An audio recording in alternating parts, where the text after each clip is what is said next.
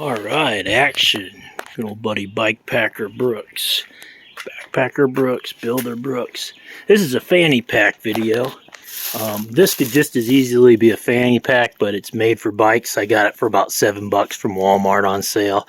This did come from Wilderness Innovations, but it could be found in a local jogging section or outdoor store or whatever. You can cinch some things down, but these are fanny packs. This is a fanny pack. This is a fanny pack. Right now I still have the belts on them. I'm kind of experimenting. I've used one of these common shot cord fishing rigs. You see, you can just use a piece of shot cord or string, and you can see where the one part of the fanny pack buckles here.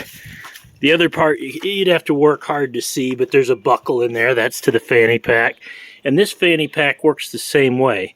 You could see there's some provisions for shot cord here where I can just quickly stuff in a sleeping bag or whatever, and those provisions come all the way down to the shock and Lark's head around. And now one person suggested, from Alaska Adventures, suggested straps, especially when it gets cold. So, you know, you could take shot cord as like you can get 12 feet of it for like $3. So maybe it's a cheap way to see what you want, and you decide you're going to be biking in the Arctic and the shot cords might freeze up, or you got a heavier load and you want some sort of a thicker nylon strap or rubber strap. They do make, most bike shops at outdoor stores have them.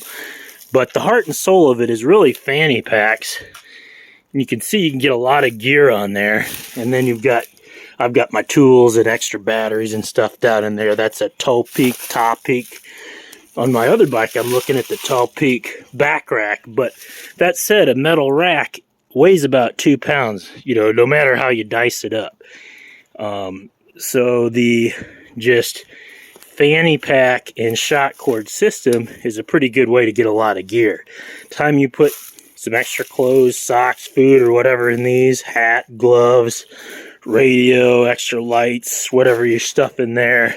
I've got a raincoat stuffed in there and some extra brake pads. And then I can just easily stuff my sleeping bag system through here. My air mat or tent or hammock can sit right here, all three. I hauled like 3, I had a video where I had 3 or 4 hammocks on the thing.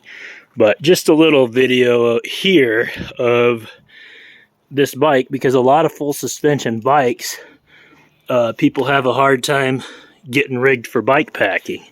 And then I've got on me now a little backpack, which I don't really I recommend a decent sized backpack, because especially if you're out and you have a really expensive tent or whatever, hammock, whatever you're carrying, or you don't want to get it off, you got to make sure everything cinches down real good for the bus. I've got these, you know, cheap tent adjusters and stuff, but you can cinch that load, and I've got it patted down so it rides on the bus. But there might be a time where you're somewhere and you just want to get everything in your backpack, or your bike breaks, you got to leave it behind. Anything could happen. You just want to put everything in your backpack. It's just a tip that I kind of recommend, a water resistant backpack.